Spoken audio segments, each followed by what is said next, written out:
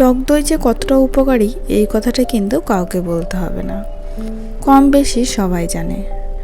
আর গরমকাল আসলেই টক দই ছোট বড় সবারই খুব প্রিয় হয়ে ওঠে। তাই জন্য আজকে আমি তৈরি করব টক দই। টক দইটা অনেকে পাততে গেলে বলে জমে যাচ্ছে, দইটা ভালো জমেনি, কিন্তু এরকমভাবে একবার ট্রাই করে দেখো, মাত্র 10 থেকে 20 মিনিটের মধ্যেই কিন্তু তোমার দইটা একদম রেডি হয়ে যাবে। প্রথমে আমি নিয়েছি 1 কিলো দুধ। দুধটাকে ভালো করে আমি জাল করে নেব। তোমরা যদি একটু গাঢ় আকারের দই খেতে চাও তাহলে কিন্তু দুধটা একটু বেশিই জাল করবে। আর যদি মনে করো যদি একটু হালকা খেতে চাও তাহলে দুধটা একটু কম জাল করলেও দইটা কিন্তু পারফেক্টভাবেই জমে যাবে। আমি এখানে 1 কিলো দুধ নিয়েছি, এটাকে আমি জাল করে নেব। আর এদিকে নিয়েছি একটুখানি টক দই। এই টক দইয়ের ভিতর যে জলটা রয়েছে সেই জলটা ঝরানোর জন্য একটা ছাঁকনির মধ্যে এটাকে আমি রেখে দিচ্ছি। 5 থেকে 7 মিনিট আগেই কিন্তু এই কাজটা করে নিতে হবে।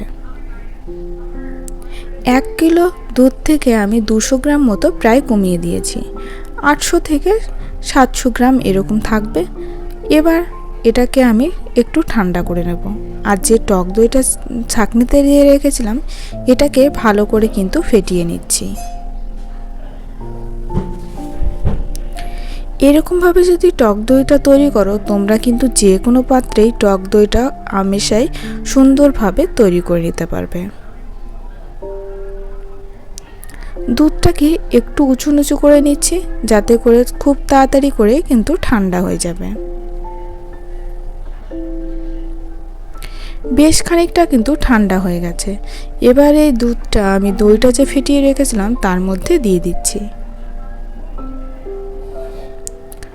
2 থেকে 3 চামচ প্রথমে দুধটা দেওয়ার পরে এটাকে আমি কিছুক্ষণ ভালো করে ফেটিয়ে নেব। বলতে পারো খুব সুন্দরভাবে কিন্তু মিশিয়ে নিতে হবে। 2-3 চামচ দুধ দিয়ে দইয়ের মধ্যে দিলে কিন্তু মনে হবে ছানা কেটে গেছে, ঠিক এরকম টাইপের দেখাবে। তবে ভয় পাওয়ার কোনো কারণ নেই, এটা এমনিতেই হয়ে থাকে। যদি দুধের পরিমাণটা একটু বেশি দাও তাহলে কিন্তু এরকম ভাব হবে না।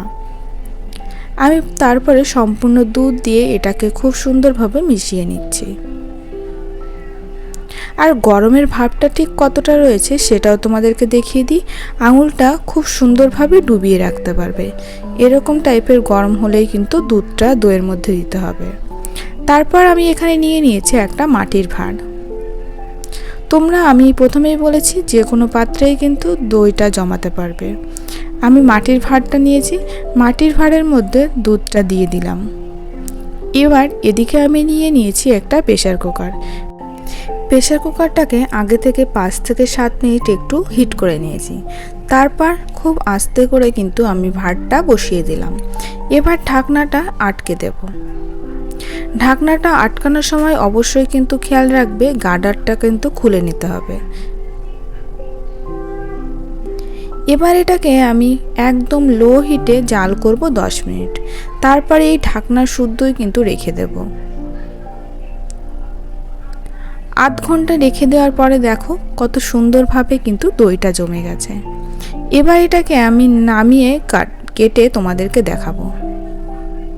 আর এই দইটা যদি একটু ফ্রিজে রাখো আরও কিন্তু টাইট হয়ে যাবে।